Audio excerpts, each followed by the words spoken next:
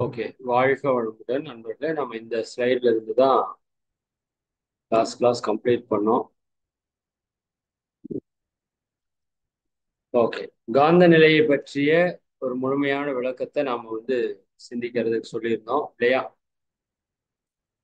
Okay, மகிழ்ச்சி. இப்போ அந்த சிந்தனை தொடர இருக்கிறோம்.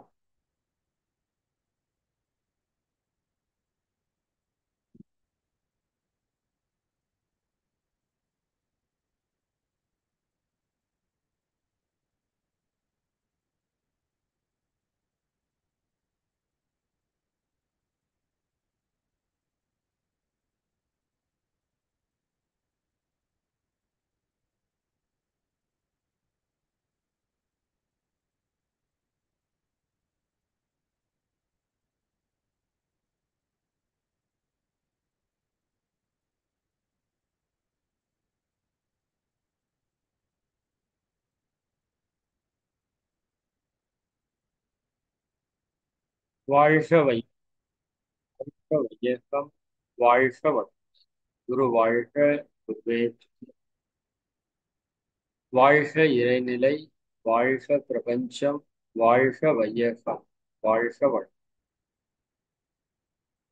எல்லாம் வல்ல அருட்பேராற்றலையும் அதன் அனைத்து தன்மாற்ற நிலைகளையும் ஒரு சேர நினைந்து நன்றியுணர்வோடு வணங்கிக் கொள்.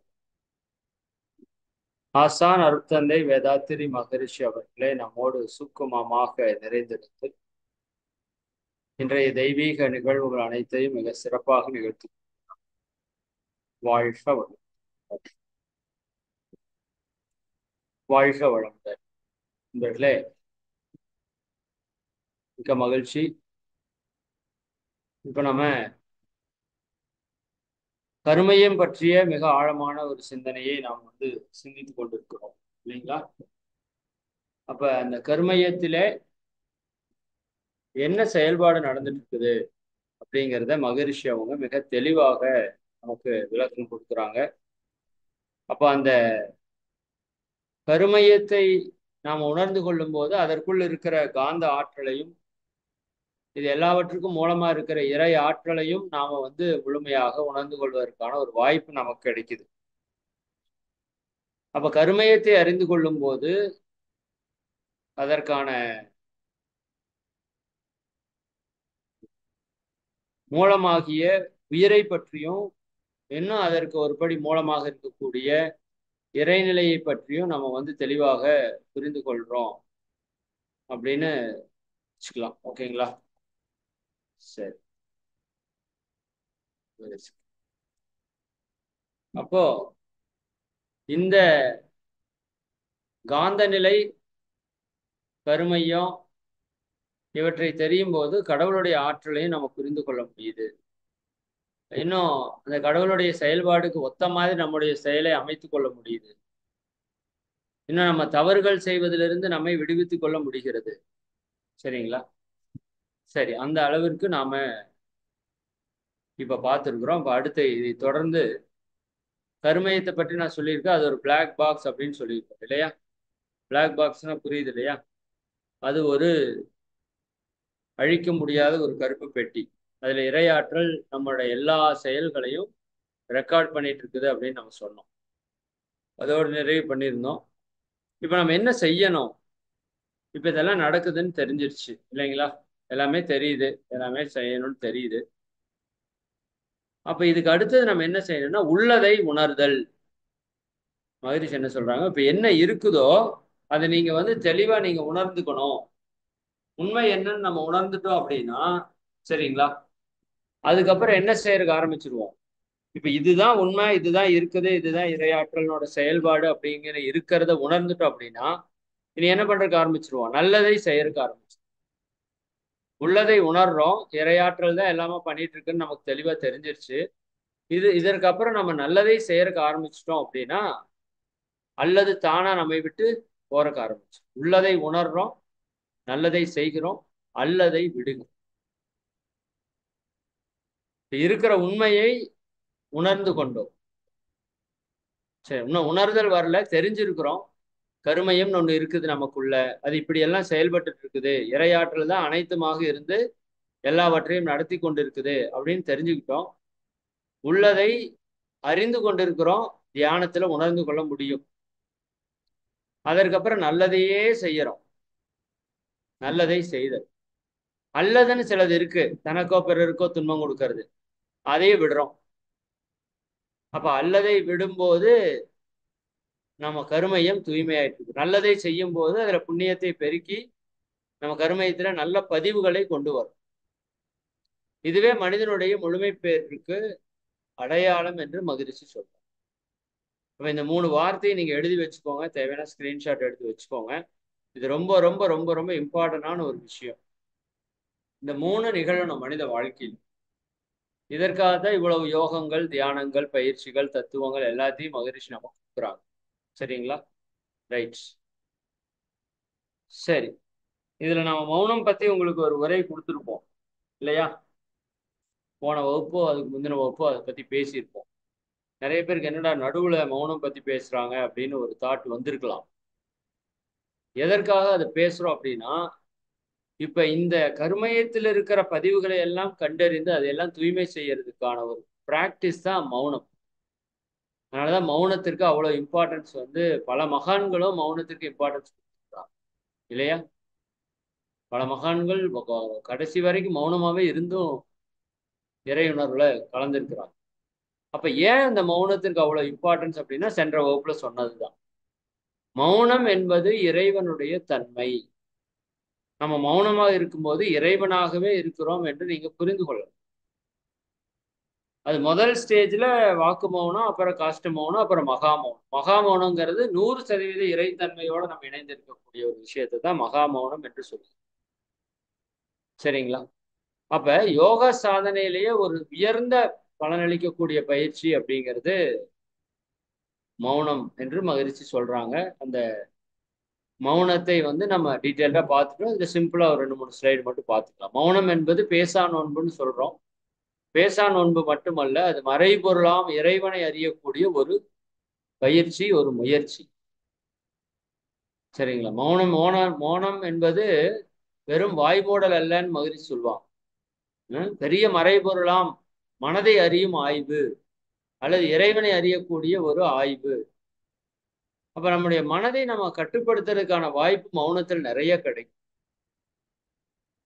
சரிங்களா? இப்ப மனதை சீரமைப்பதற்கான ஒரு சாதனை தான் மௌனம். அதுல ஃபர்ஸ்ட் என்னன்னா வாய் பேசாம இருக்கு. ஏன்னா அந்த வாயில தான் நிறைய தேவையில்லாத வார்த்தைகளை பேசி நம்ம பாவத்தை சம்பாரிச்சுக்கிறோம் இல்லையா? இப்ப வாய் பேசாம இருக்கிறது இதுக்கான முதல் ஃபர்ஸ்ட் குவாலிபிகேஷன் அப்படின்னு வச்சுக்கோங்களேன். சரிங்களா? ஃபர்ஸ்ட் குவாலிபிகேஷன் வாய் பேசாம இருக்கு. ஆனா அது மட்டுமே அல்ல. இது ஒரு ஸ்டார்டிங் லெவல். அப்புறம் அதுல போக போக காஷ்ட மௌனம், மகா மௌனம், அலைகின்ற மனதை அமைதிப்படுத்தி இறை உணர்வோடு இருத்தல் தான் மகா மௌனம் என்று 3 வகை மௌனத்தை சொல்றோம். சரி. இந்த செயலை எல்லாம் செய்யும் போது என்ன நடக்கும் அப்படின்னா, நமக்கு 3 களங்கங்கள் இருக்கு. அது உங்களுக்கு நல்லா தெரியும் இல்லையா? இறைவன் கூட்டல் ஆணவம், கண்மம், மாயை. அதான் இங்க போட்டிருக்கோம். தமிழ்ல ஆணவம்னா தன்முனைப்பு, கண்மம் என்று சொன்னால் பழிச்செயல் பதிவுகள், மாயை என்றால் மயக்கம். அப்ப இறைத்தன்மை கூட ஆணவம், கண்மம், மாயை சேர்ந்ததுன்னா மனுஷனா வந்தார். இப்ப மனிதன் மைனஸ் ஆணவம், கண்மம், மாயை இட் இஸ் ஈக்குவல் டு இறைவன். அவ்வளவுதான் சிம்பிள். சரிங்களா?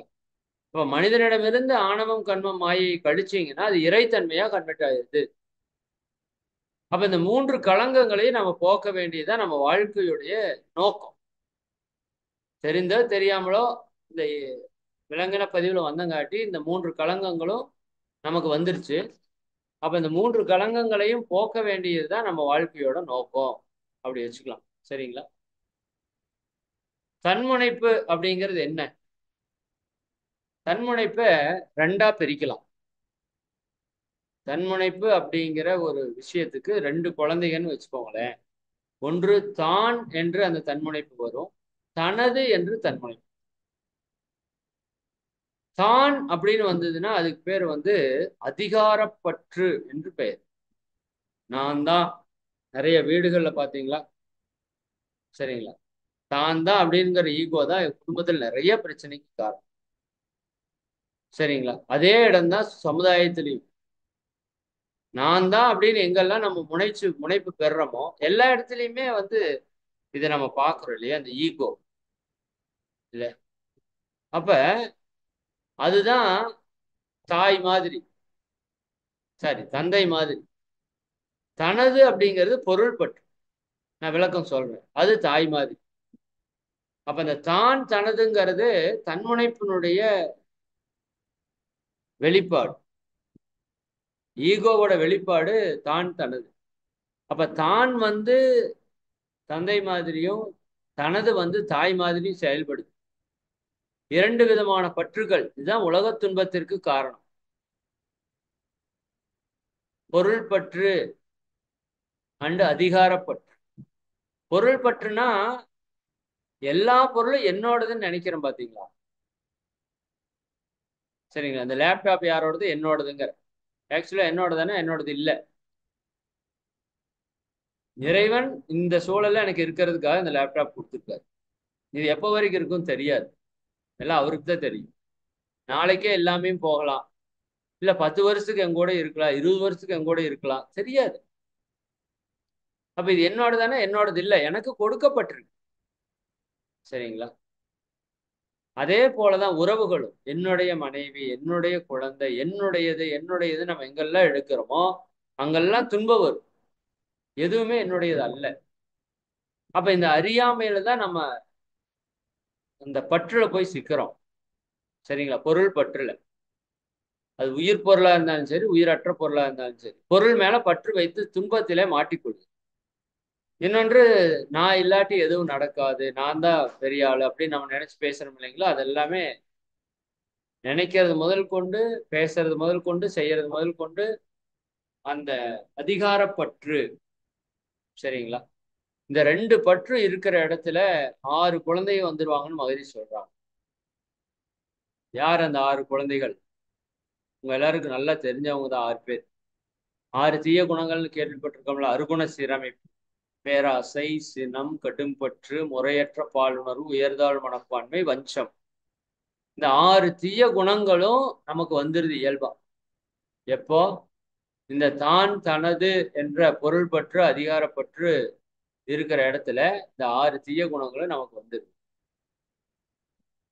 அப்ப அந்த 6 தீய குணங்களையும் போக்குறதுக்கான முயற்சி தான் மொத்த ஆன்மீகமே. அப்படி கூட வச்சுக்கலாம். சரிங்களா?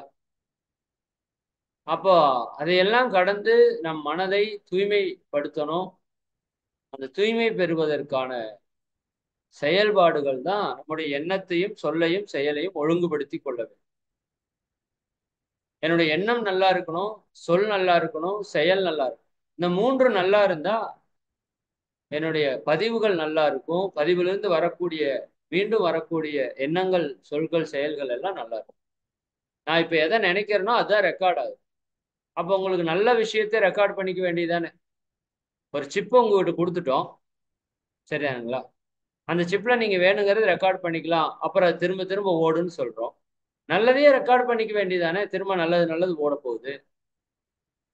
இறைவன் ரெக்கார்டு பண்ற ரைட்ஸையும் நமக்கு கொடுத்துட்டான்.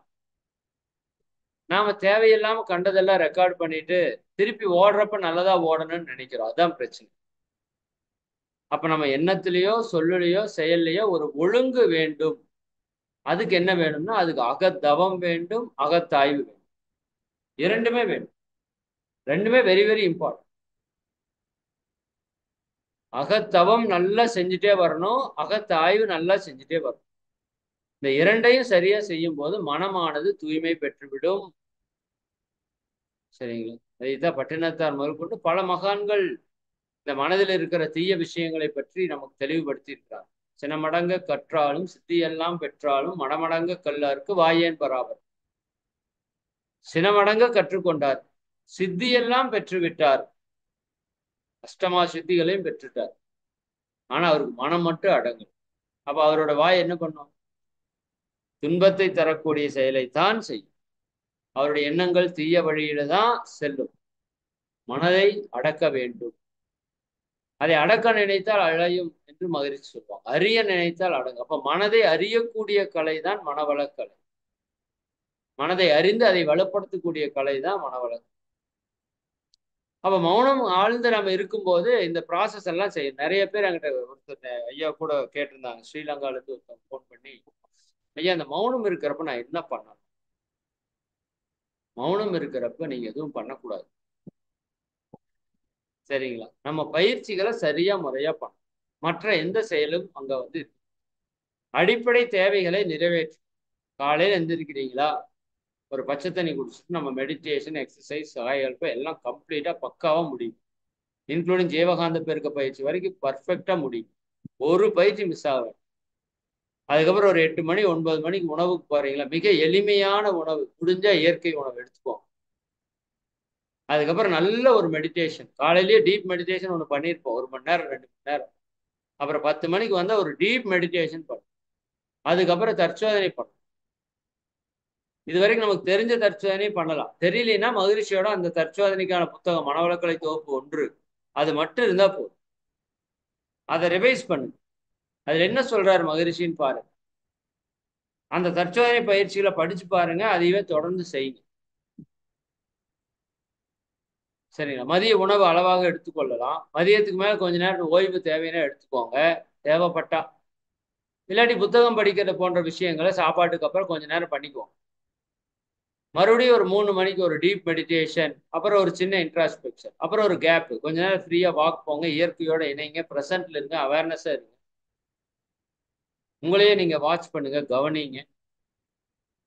அப்புறம் 6 மணிக்கு ஒரு நல்ல தியானம், அதுக்கப்புறம் ஒரு இன்ட்ராஸ்பெக்ஷன். தவமும் தற்சோதனையும் மாறி மாறி போயிட்டே இருக்கு. தற்சோதனையில் ஏதாவது டவுட் வந்ததுன்னா சப்ஜெக்ட் கொஞ்சம் எடுத்து பார்க்கணும். அந்த அளவுக்கு இருந்தா நான் யார் தத்துவத்தை ஆழமா படிச்சு சிந்தனை செய்யறதுக்கு ஆரம்பிக்கும். கொஞ்ச நாள் நல்லா மௌனத்துல செட் ஆயிடுச்சுன்னா மௌனத்துக்குள்ள சிந்தனை செய்யறதுக்கு ஆரம்பிக்கும் ஆழமா. சரிங்களா? நான் யார் தத்துவத்தை நல்லா படிச்சுட்டு அதையவே ஆய்வு செய்யும். சிந்திக்கவும் செய்யும். தற்சோதனை தான் சிந்திக்கிறது, வேற ஒண்ணும் இல்லை.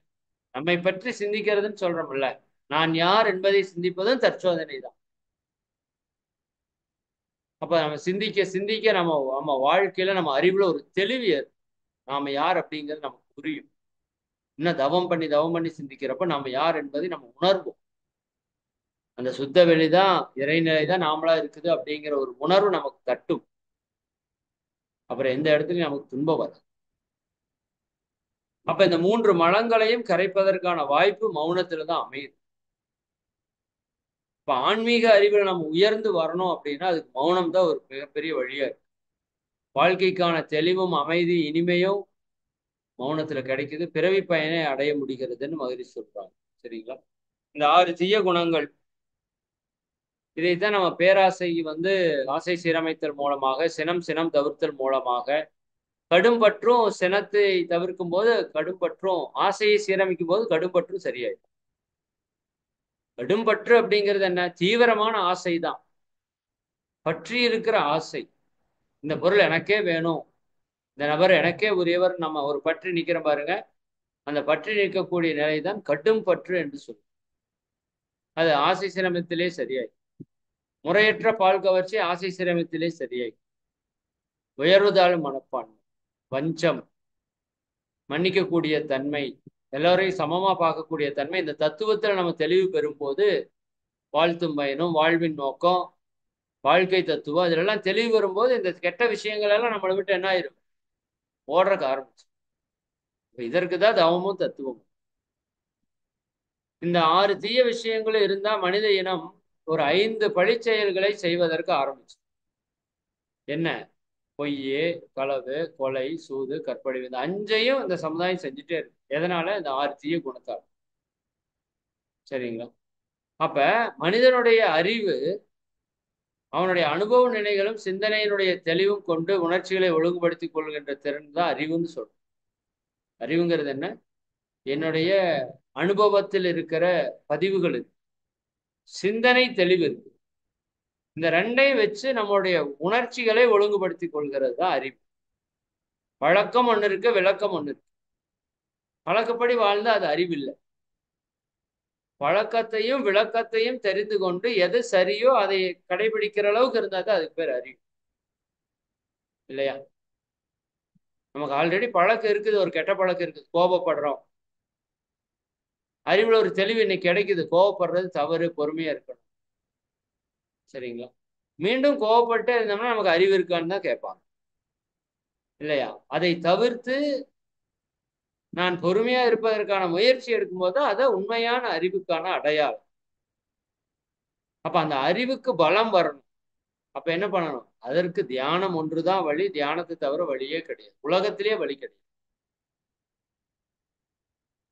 அப்ப அந்த அறிவினுடைய சக்தியை நம்ம அதிகப்படுத்தும் போது அந்த அறிவு செயல்பாட்டு மனம் நம்ம கட்டுப்பாட்டுல இருக்கிறதுக்கு ஆரம்பிச்சு. மாயை அப்படிங்கிறது என்ன? இந்த உணர்ச்சி வயப்பட்ட நிலையில அறிவு மயங்கி தன்னோட நிலையை மறந்து செயலாற்றுவதை தான் மாயை என்று சொல்லும், இல்லையா? மாயைங்கிறது என்ன? இல்லாத ஒன்றை இருப்பதாக நினைத்துக் கொள்வது, இருக்கின்ற ஒன்றை இல்லாததாக நினைப்பது, இல்லையா? இப்ப ஆக்சுவலா இப்ப நான் பேசிட்டு இருக்கேன்னா என்னை பேச வைக்கிறது யாரு? இந்த இறையாற்றல் தான். இப்ப நான் பேசுறேன்னு நினைச்சேன்னா மாயை. நான் பேசல, அந்த இறையாற்றல் தான் எனக்குள்ள இருந்து பேச வைக்கும். சரிங்க. அப்ப இதுல ஏதாவது பெருமை வந்தா யாருக்கு? இறையாற்றலுக்கு. சரிங்களா? அப்ப இதுல எந்த விதமான புகழ்ச்சிக்கு நம்ம அடிமையாக வேண்டியது இல்லை. அப்ப இந்த தெளிவு நம்மளுக்குள்ள இருக்கு. இது இல்ல இல்ல என்னாலதான் இது நடக்குதுன்னு சொன்னா இது மிகப்பெரிய ஒரு மாயை தான். என்னால எதுவுமே நடக்கிறது இல்லை, எல்லாமே இறை செயல் தான், இல்லையா? அப்ப அத்தனை இறை செயலா பார்த்துட்டோம்னா மாயையிலிருந்து விடுபட்டு. அதே போல பொருள் மயக்கத்துல நாம் இருக்கிறோம், அது மிகப்பெரிய மாயை. புலன் மயக்கத்தில் இருக்கிற மிகப்பெரிய மாயை. அப்ப இந்த மாயையிலிருந்து நம்ம விடுபட்டு வரணும் அப்படின்னா தியானம் தான் அதற்கு நமக்கு மிகச்சிறந்த வழியா இருக்கும். உண்மையான தத்துவ புரிதல் ஒரு வழியா இருக்கும். தியானமும் செய்து தத்துவத்தை ஆழ்ந்து புரிந்து கொண்டே உண்மை என்னன்னு தெரிந்து கொண்டே வரும். சரிங்களா? அப்ப அந்த உணர்ச்சி வயப்பட்ட நிலையில இருந்தோம்னா உண்மை தெரியாது. அப்ப அந்த உணர்ச்சி வயப்பட்ட நிலையிலிருந்து நாம உணர்வு வயப்பட்ட நிலைக்கு மாறணும். அப்ப உணர்வு வயப்பட்ட நிலைக்கு மாறும்போது அந்த மாயையிலிருந்து விடுபட்டு விட முடியும். சரிங்களா? இது மிகப்பெரிய விஷயம் மாயை. பட் தியானம் பண்றவங்களுக்கு சாத்தியம். அப்ப தீய குணங்களை மாற்றணும். அதுக்கு என்ன வேணும்? ரெண்டு விஷயம். ஒரு தெளிந்த அறிவு வேணும், விழிப்பு நிலை வேணும். மகரிஷி அடிக்கடி சொல்லுவாங்க, அயரா விழிப்பு நிலை. என்னங்க? அயரா விழிப்பு நிலை. அது போக நம்ம வாழ்க்கையை பற்றிய, நம்ம மனம் பற்றிய, நம்ம குணம் பற்றிய ஒரு மிக தெளிந்த ஒரு அறிவு நமக்கு இருக்கணும். சரிங்களா? அப்ப தெளிந்த அறிவு. அதனாலதான் பாரதியார் கேட்கிறார், எண்ணிய முடிதல் வேண்டும், நல்லவே எண்ணல் வேண்டும், திண்ணிய நெஞ்சம் வேண்டும், தெளிந்த நல் அறிவு வேண்டும். தெளிந்த நல்ல அறிவு தான் நம்மளை சரியான வழியில வழிகாட்டி. இப்ப அறிவுல தெளிவு இவ்வளவுதான், இதுதான் வாழ்க்கை. பெருசா ஒன்றும் வாழ்க்கையில ரகசியங்கள் இல்லை. வாழ்க்கை ரொம்ப ரொம்ப எளிமையானது. சரிங்களா? ரொம்ப ரொம்ப இனிமையானது. அப்ப வாழ்க்கைன்னா என்ன? இவ்வளவுதான் சிம்பிள் லைஃப். அப்ப இதுல எப்படி தீய குணம் இதுதான் இவ்வளவு இப்படிதான் வந்திருக்கு, இது எப்படி இப்படிதான் மாத்திக்கணும், அவ்வளவுதான். கரெக்டா பயிற்சி 4 பயிற்சி செஞ்சுட்டு வந்து தத்துவத்தை அடிக்கடி சிந்திச்சோம்னா தெளிவு. அவேர்னஸ் ரொம்ப கவனம். என்னங்க அவேர்னஸ்? ஒரு செல்போன் எடுத்து மணிக்கணக்கில் நம்ம பார்த்துட்டு இருக்கிறோம் அப்படின்னா என்ன சொல்றது? அவேர்னஸ் இல்லை நம்ம. சரிங்களா? நேரம் எவ்வளவு வேல்யூவானதுன்னு தெரியல, அதை பற்றிய தெளிவு வரல. இதனால எவ்வளவு தவறு தீய விளைவு உடலுக்கு நடக்குது, வாழ்க்கையில நடக்குதுங்கிறது புரியல. அப்ப தவறுகளை தொடர்ந்து நம்ம செய்து கொண்டே இருக்கோம். அப்ப அது எல்லாவற்றுக்குமான தீர்வு தான் இந்த யோக பயிற்சிகள். அப்ப 6 தீய குணங்களை என்னவா மாத்திக்கணும்? 6 நற்குணங்களா மாத்திக்கணும். இது உங்களுக்கு தெரியும். நிறைமனமும் ஈகையோடு பொறுமை கற்பு நேர் நெறியும் மன்னிப்பு இயல்பாய் ஓங்கும் தாயல்பம் பண்றது. அப்ப நம்ம இந்த தீய குணங்களை நல்ல குணங்களாக, பேராசையை நிறை மனமாக மாற்றும், கோபத்தை பொறுமையாக மாற்றும், கடும்பற்றை ஈகையாக மாற்றி அமைத்துக் கொள்ளும், முறையற்ற பாலுணர்வை கற்பு நெறியாகும், உயர்தாள் மனப்பான்மை சமநோக்காக, வஞ்சத்தை மன்னிப்பாக மாற்றிக்கொள்ள வேண்டும். இதுதாங்க நம்ம இலக்கு. இந்த 6 நல்ல குணம் வந்துருச்சுன்னா நீங்கள் நானும் இறைவன் அர்த்தம். 6 நல்ல குணம் 100% வந்துடணும். அவ்வளவுதான் நம்ம இலக்கு. அதற்கான முயற்சி தான் இந்த பயிற்சி. அப்ப எப்பவுமே நிறைவா இருக்கணும், பொறுமையா இருக்கணும். சரிங்களா? எல்லாருக்கும் என்ன செய்ய முடியுங்கிற எண்ணத்தோடு இருக்கணும். கற்பு நெறிய உயிர் போல கடைபிடிக்கணும். எண்ணத்தால கூட கற்பு கெட்டு போகாத அளவுக்கு வச்சுக்கணும். உள்ளத்தால் உள்ளலும் தீதே என்று வள்ளுவர் சொல்றார். உள்ளத்தால் உள்ளலும் தீதே எவ்வளவு முக்கியம் பாருங்க. நீ உள்ளத்தால நினைக்கிறது கூட ஒரு தீயதுதான். ஏன்னா எண்ணத்துக்கு ஆற்றல் நமக்கு தெரியும். அப்ப கற்பு நெறி என்ன அளவுல நமக்கு இருக்கணும். அப்பதான் சொல்லளவுல செயலளவுல அது முழுமையா செயல்பாட்டுக்கு வரும். எல்லாரையும் நேரா பார்க்கிற, ஒருமையா பார்க்கிற, சமமா பார்க்கிற ஒரு தன்மை. யாரும் உயர்த்தியும் வேண்டாம், யாரும் தாழ்த்தியும் வேண்டாம். யாதும் ஊரே யாவரும் கேளு, தீதும் நன்றும் பிறதர வாரான்னு சொன்ன கணியன் பூங்குன்றனார், பெரியோரை வியத்தலும் இளமே, சிறியோரை இகழ்தல் அதனினும் இளமே என்று சொல்ற. பெரியவங்கன்னு வியந்து பார்க்கறது அதுவும் கூட தவறுதான். அடைவன் சின்னவன்னு சொல்லி நினைக்கிற பாருங்க, அது அதை விட மகா தவறு. இப்ப யாரும் பெரியவங்க, யாரும் சரி, எல்லாம் இறைவன், எல்லாம் இறைவன். அந்தந்த ஸ்டேஜ்ல அப்படி எப்படி இருக்கு. நேர்நிறை உணர்வு, எல்லாரையும் சமமா பார்க்கக்கூடிய உணர்வு. ஃபைனலா மன்னிப்பு, ரொம்ப ரொம்ப இம்பார்ட்டன்ட். மன்னிப்பு. மன்னிக்கலைன்னா ஒண்ணுமே பண்ண முடியாது, நம்ம வாழ்க்கை வீணா போயிடும். சரிங்களா? அப்ப அந்த அளவிற்கு நாம இந்த விஷயத்த ஆழமா பாக்குறோம். அடுத்த டாபிக் நம்ம இப்ப எடுத்துடலாம். டைம் இருக்குல்ல? ஓகே, நான் 10 மினிட்ஸ் இருக்கு. நான் இது ஸ்டார்ட் பண்ணிடுறேன். இது முடிக்க முடியாது, பட் நம்ம தொடங்கிடலாம் இப்போ. ஓகேங்களா? இப்ப நம்மளுடைய கருமையத்தை என்ன பண்ணணும்? தூய்மை பண்ணணும். இந்த கருமையத்துல இருந்துதான் எல்லாமே நடக்குது. உண்ணிய நூல் பல கற்பினும் அவரவர்தம் உண்மை அறிவே மிகும்னு சொல்றாரு வள்ளுவர். நீங்க நிறைய கத்துக்கலாம், நிறைய படிச்சிடலாம். ஆனா உங்களுக்கான உண்மை அறிவுன்னு ஒண்ணு இருக்குது பாத்தீங்களா? உங்களோட பதிவுல ஒண்ணு, கர்மால ஒண்ணு இருக்கு இல்லையா? அதுதான் மிகுந்து வேலை செய்யும். இப்ப நீங்க செய்யறதெல்லாம் அதுல ஒரு பகுதியாக சேர்ந்து கொண்டே இருக்குது. நுண்ணிய நூல் பல கற்பினும் அவரவர்தம் உண்மை அறிவே மிகும். எனக்கான உண்மையான தன்மை என்று ஒரு தன்மை இருக்கு பாருங்க, அந்த தன்மை தான் மிகுந்து வருமே தவிர, நீங்க படிச்சதாலேயோ தெரிஞ்சுக்கிட்டதாலேயோ, இப்ப நான் சொல்லிட்டேன் உடனே நீங்க போனோடனே நிறைமனமாகவோ பொறுமையாகவோ மன்னிப்பாகவோ எல்லாரையும் மன்னிச்சு இருந்துட முடியுமா? பிராக்டிஸ் இருந்தா இருக்கலாம், இருக்க முடியாதுங்கிறது இல்லை. பட் பிராக்டிஸ் இல்லாம தெரிஞ்சுக்கிறதால பிரயோஜனம். பிராக்டிஸ் பண்ண. அப்ப அந்த கருமையத்திலிருந்து தான் எண்ணம் வருது, சொல் வருது, செயல் வருது. என் வாழ்க்கையே கருமையத்திலிருந்து தான் நடக்குது. கருமையத்தை ஆஃப் பண்ணிட்டீங்கன்னா வாழ்க்கை இல்லை, அவ்வளவுதான், முடிஞ்சது. கோமா ஸ்டேஜ் போயிடும். அப்ப அந்த கருமையத்துல எத்தனையோ பதிவுகள் இருக்குது. மகான்கள் என்ன சொல்றாங்க? அதை தூய்மை செய்து கொள்ளுங்கள். அதுக்கு தான் நீங்க வந்திருக்கிறீங்க. அப்ப அந்த கருமையத்தை தூய்மை பண்றதுக்கு என்ன பண்ணணும்? அதுதான் நம்மளோட அல்டிமேட் ஐம். இப்ப வினைப்பதிவுகளை கழிக்க வேண்டும். பாவ புண்ணிய பதிவுகளை தாங்கி வந்திருக்கிறோம் நாம. அந்த வினைப்பதிவுகளை கழிக்க வேண்டும். ஃபர்ஸ்ட் கருமையத்துல எது களங்கமா இருக்குது? இந்த வினைப்பதிவுகள் தான் களங்கமா இருக்கு, அதை கழிக்கும். இரண்டாவது, இருப்பான இறைநிலையை உணர வேண்டும். இறை உணர்வு பெறணும். சிம்பிள். இறை உணர்வு பெற வேண்டும். அப்ப இதனை அறிவும் நெறிமுறைகளும் தான் கருமைய தூய்மை என்று சொல்லும். அந்த வினைப்பதிவுகளை கழித்து இறைவனை உணர்வதற்கான வழிமுறைகள் என்னென்ன அப்படிங்கிறதான் கருமை தூய்மையில் நம்ம பார்க்கணும். மகரிஷி ஒரு கவி எழுதியிருக்காங்க. வினைப்பதிவாம் சுமையை விடுத்து தூய்மை பெறவே நினைவாய் உடல் எடுத்தேன். இது உங்களுக்கு தெரியும், ஆரம்பத்திலேயே நான் சொல்லியிருக்கேன். வினைப்பதிவு என்கின்ற சுமையை விடுத்து தூய்மை பெறவே நினைவாய் உடல் எடுத்தேன்.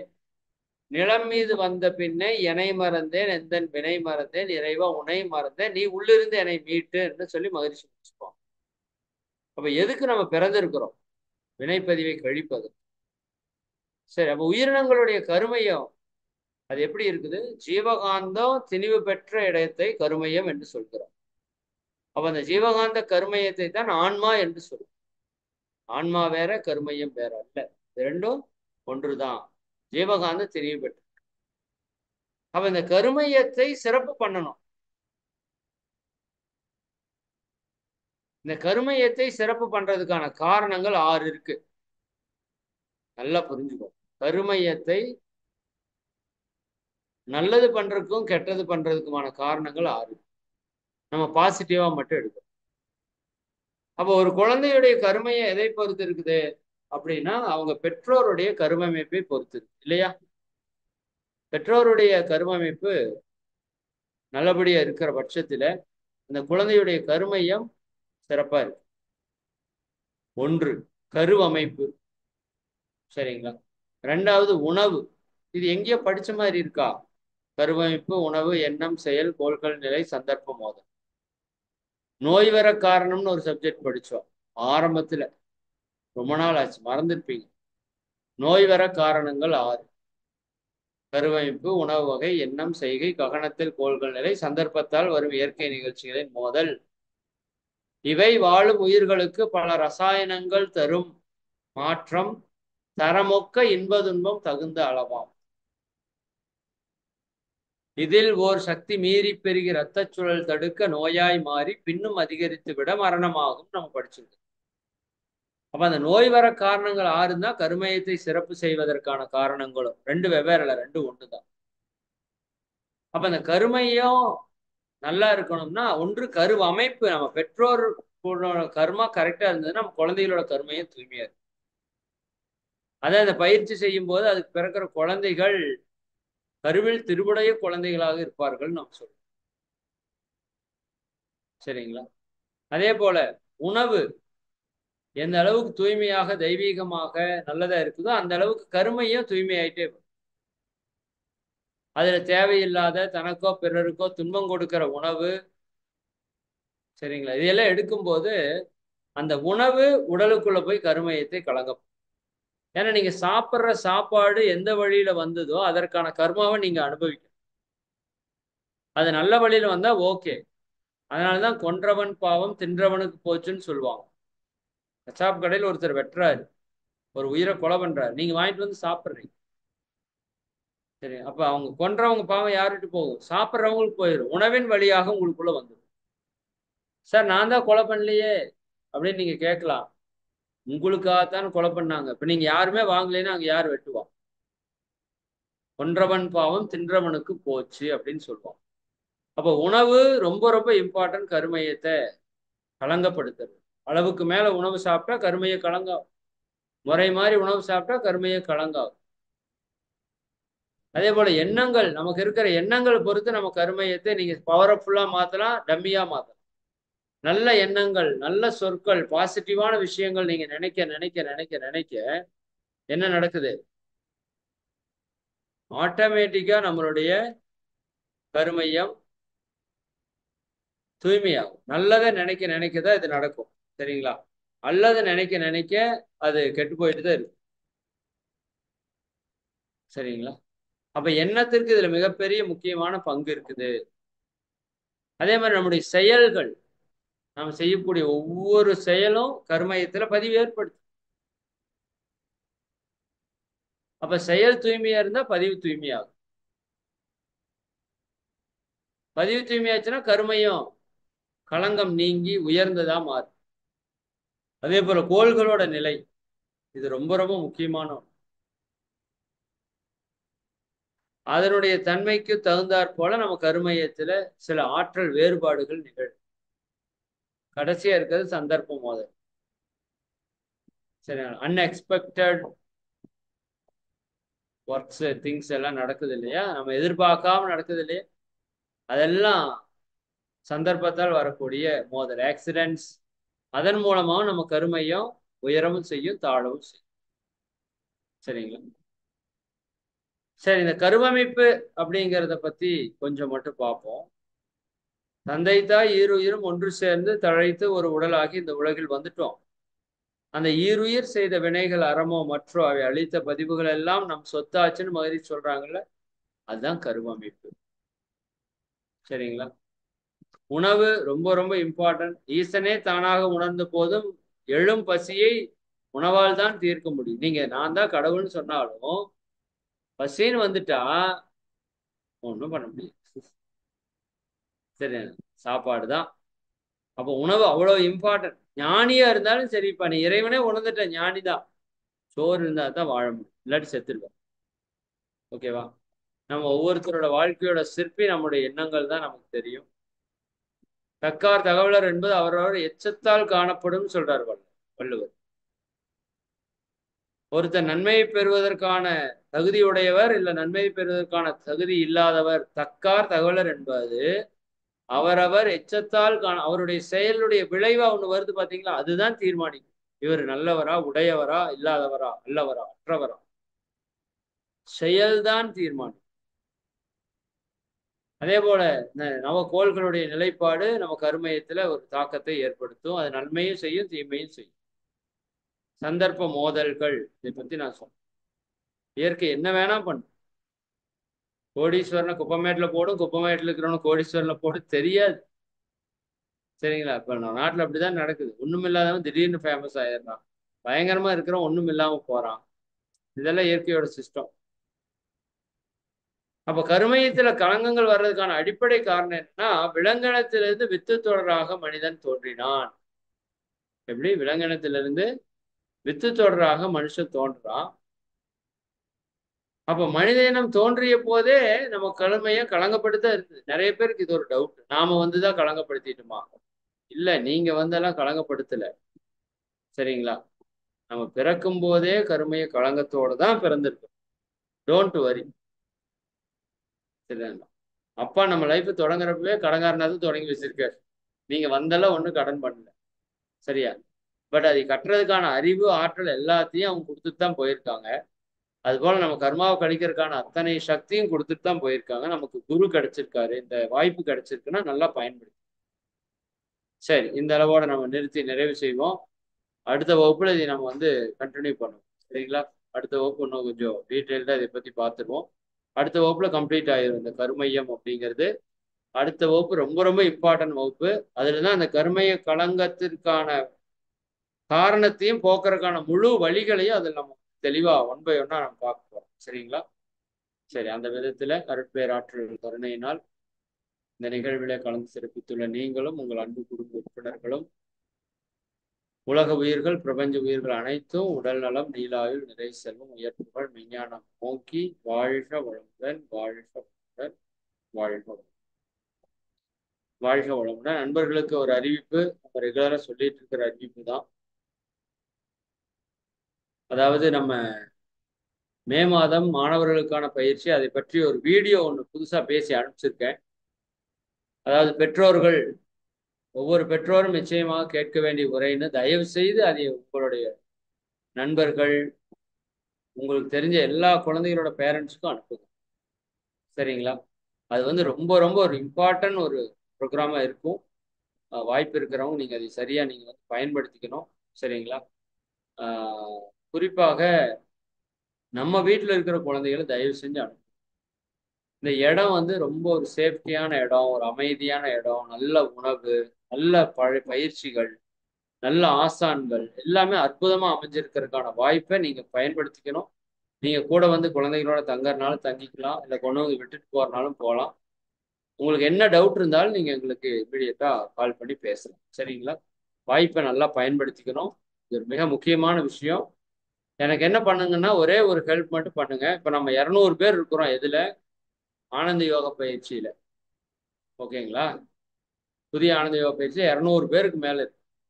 நீங்க ஒவ்வொருத்தங்களும் ஒரு 10 பேருக்கு, மாணவர்களுக்கு, உங்களுக்கு தெரிஞ்சவங்களுக்கு, அவங்க அப்பாட்ட அம்மாட்ட இதை பத்தி பேசி அவங்க என்ன ரிப்ளை கொடுக்குறாங்கிறத, நீங்க யாருக்கு பேசுனீங்க, அவங்க பேர் என்ன, குழந்தையோட பேரு, ஃபோன் நம்பரு, அவங்க என்ன ஏஜ், அவங்க என்ன ரிப்ளை கொடுத்தாங்க, வர்றேன்னு சொன்னாங்க, வரலன்னு சொன்னாங்க, பார்க்கலான்னு சொன்னாங்க, யோசிச்சுட்டு சொல்றேன்னு சொன்னாங்க, என்ன சொன்னாலும் பரவாயில்ல. பட் ஃபர்ஸ்ட் 10 பேருக்கு தயவு செய்து என்ன பண்ணுங்க, இதை சொல்லிருங்க. சரி, இது நம்மளுடைய டியூட்டி. இந்த பயிற்சி எடுக்கிறதுக்கு நிறைய பேர் என்கிட்ட ஆரம்ப காலத்துல கேட்டிருக்கீங்க, இதுக்கு ஏதாவது ஃபீஸ் இருக்கா, ஃபீஸ் இருக்கா, ஃபீஸ் இருக்கா. நோ ஃபீஸ் இருக்குன்னு சொல்லியிருக்கோம் இல்லையா? ஒரு வருஷம் ஃபுல்லா நடத்தினாலும் ஃபீஸ் இல்லையா நிறைய பேர் என்கிட்ட கேட்டிருக்காங்க. ஆமா, ஃபீஸ் இல்லை. அப்ப என்ன பண்றது? இது 4 பேருக்கு சொல்றதா உண்மையாலுமே நீங்க கொடுக்குற ஃபீஸ். அதான் குருகாணிக்கேன்னு மகிழ்ச்சி சொல்றாங்க. சரிங்களா? அப்ப இந்த வாய்ப்பை நீங்க எல்லாரும் சரியா பயன்படுத்திக்கணும். இது நம்மளுடைய டியூட்டி, நம்மளுடைய கடமை. நம்ம சமுதாயத்தில் இருக்கிற குழந்தைகள் நல்லா இருந்தா தான் நாம நல்லா இருக்கணும். நம்ம குழந்தை வாழ்க்கை நல்லா இருக்கும். சரிங்களா? வாய்ப்பை எல்லாரும் பயன்படுத்தி. சரியா? மிக்க மகிழ்ச்சி. அம்மா நிறைவு பண்ணி வாழ்க்கை. சுசீலா அம்மாவுக்கு சொல்லுங்கம்மா.